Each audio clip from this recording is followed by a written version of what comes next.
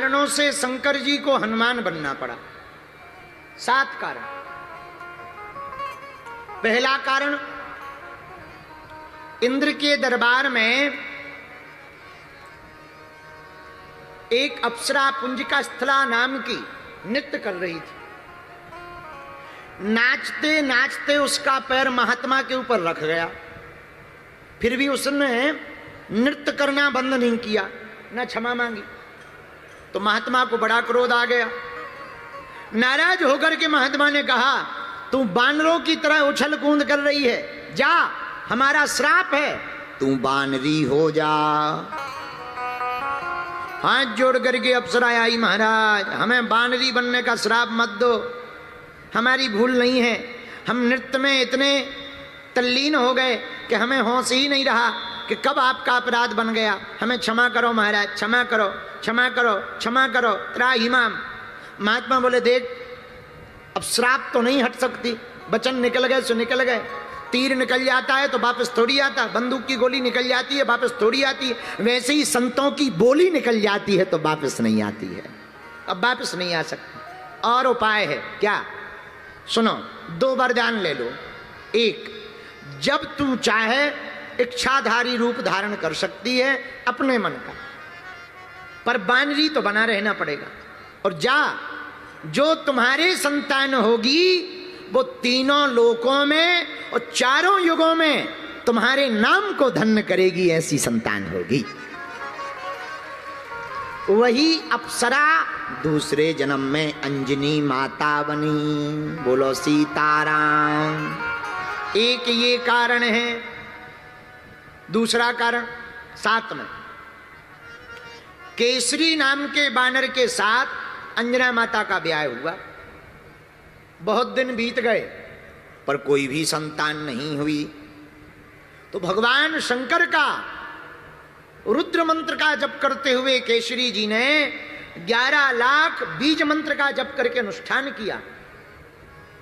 तो भगवान शंकर ने प्रकट होकर के केसरी नाम के बानर को कहा, तुम चिंता मत करो, हम तुम्हें वरदान देते हैं, तुम्हारे घर पर हम ही अपना अंश लेकर के पुत्र बन करके आएंगे।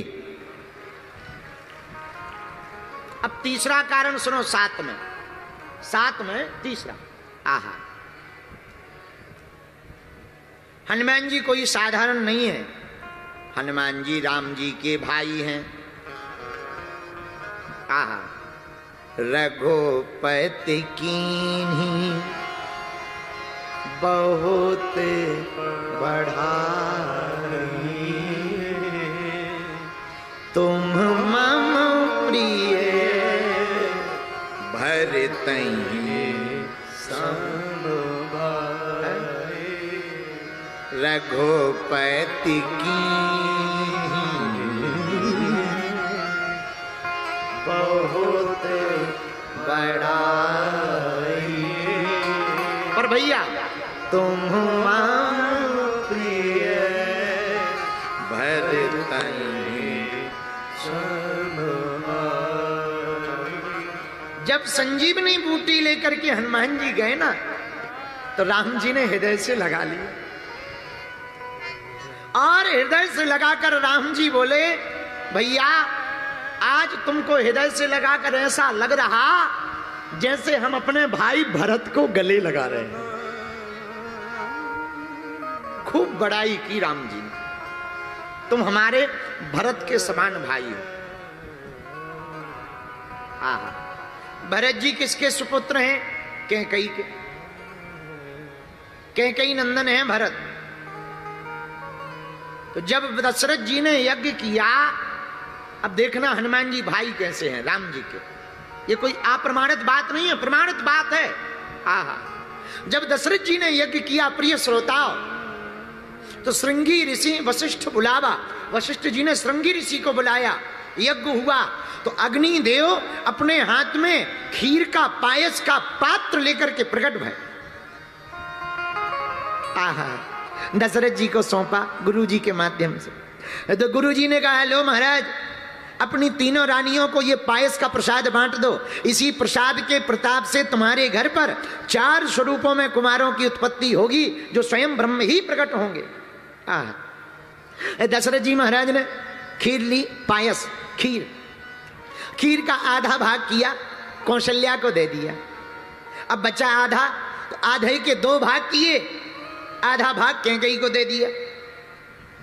आधा भाग दिया ही था, अब पात्र हाथ में रखा ही था, खीर का पत्तल जिस पर प्रसाद रखा था। उसी समय उड़ती हुई एक चील आई, भागी भागी चील आई, और चील ने अपने दोनों पंजों से उस कैकेयी के हाथ के ऊपर रखे हुए खीर के पात्र के पत्तल को अपने पंजों में दबा लिया और लेकर के उड़ गई।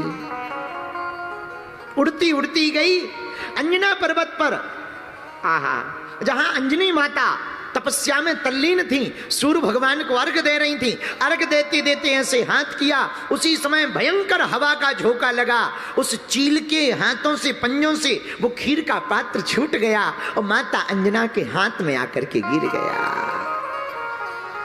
भगवान का प्रसाद मानकर माता अंजना ने उस खीर के प्रसाद को पा लिया।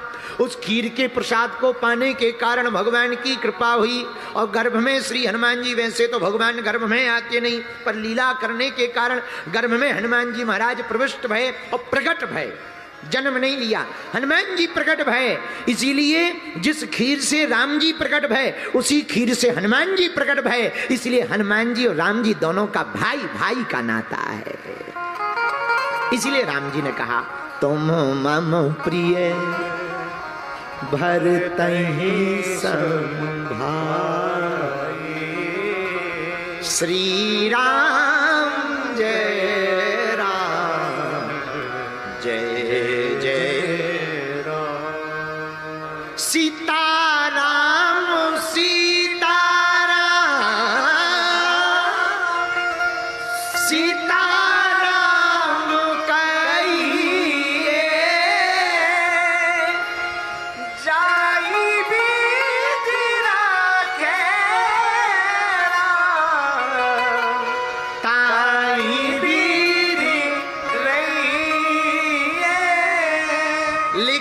तीसरा कारण क्यों हुआ? वो चील भी श्रापित थी, उसको भी संत का श्राप था। तो संत ने कहा था, जब तुम त्रेता युग में कैकेयी के हाथ के पायस के पात्र को उड़ा करके अंजना के हाथ, अंजना पर्वत पर, वेंकटाचल पर्वत पर विराजमान माता अंजना के हाथ में डाल दोगी, उसी समय तुम श्राप मुक्त हो जाओगी और इस पक्षी योनि से निवृत्त हो जाओगी। उस श्राप से मुक्त होने के लिए चील ने यह कार्य किया, लेकिन उस श्राप से मुक्त होने के लिए कार्य करने के कारण हनुमान शंकर जी को हनुमान जी बन करके प्रकट होना पड़ा। ये तीसरा कारण। अब चौथा कारण सुनो। राम काज लगी तब अवतारा, सुने तहि भयउ पर्वताकारा। एक बार रावण, चौथा कारण सुनो साथ में, एक बार रावण विमान पर बैठ करके जा रहा था। उसने सोचा जरा गुरुजी के मकान के ऊपर से विमान ले चले। वैसे तो गुरुजी के चरणों में जाना चाहिए, पर रावण जैसे चेला फंसे तो गुरु के ऊपर ही मंडराते हैं। वैसे तो चेलों को चरणों में रहना चाहिए, पर कोई रावण जैसा चेला मिल जाए तो वो गुरु के खपड़िये पे ही मंडराता है। तो रावण वैसे तो चरणों में होना चाहिए, पर रावण तो रावण है। तो रावण एक बार विमान पर बैठ करके भ्रमण कर रहा था। सोचा गुरुजी जहाँ कैलाश पर्वत पर रहते हैं, जरा चेक करें गुरुजी का मकान कितना सिक्योर है। अब मकान हो तो देखा जाए, वो तो पेड़ के नीचे रहते हैं। आज जय बजरंगबली की ऐसे ही रहते हैं। रावण ने चक्कर लगाया, कहीं कुछ ना दिखाई दिया, लेकिन एक जगह दरवाजे पर बर्फ की शिला के ऊपर, हिम की शिला के ऊपर नंदी दिखाई पड़े। तो नंदी जी बड़े ध्यान में थे, ध्यान में आंखें बंद थी, शरीर की सुध बुध भूल गई। अच्छा, आदमी होश में रहता है तो होश में सावधान रहता है। जैसे अभी तुम लोग ऐसे बैठे हो, कैमरा तुम्हारी तरफ कर दिया जाए, तुरंत तुम बत्ती से निकालोगे। हाँ, कैमरा सामने कर दो तो जो भक्त नहीं भी हैं वे भी ऐसे हाथ जोड़ लेते हैं जैसे साक्षात प्रहलाद जी टपक गए हों। आओ आओ आओ, और माताएं तो बिल्कुल ऐसे लगने लगती हैं जैसे मीराबाई बैठी हो। हाँ, आप लोगों की बात नहीं कर रहे, वेस्ट इंडीज वाली, पानीपत वाली नहीं, क्योंकि हमें कल तक अभी ठहरना भी है। आओ आओ, कल तक हमें रुकना। तो वेस्ट इंडीज की माता जी अरे ऐसी होती है, पानीपत की तो बहुत अच्छी होती है भैया, पानीपत से तो जीतना बहुत मुश्किल है, पानीपत की लड़ाई कोई जीत ही नहीं पाया। आओ आओ, पानीपत तो पानीपत है। अच्छा कभी तुम लोगों ने विचार किया कि तुम पानीपत में क्यों हो?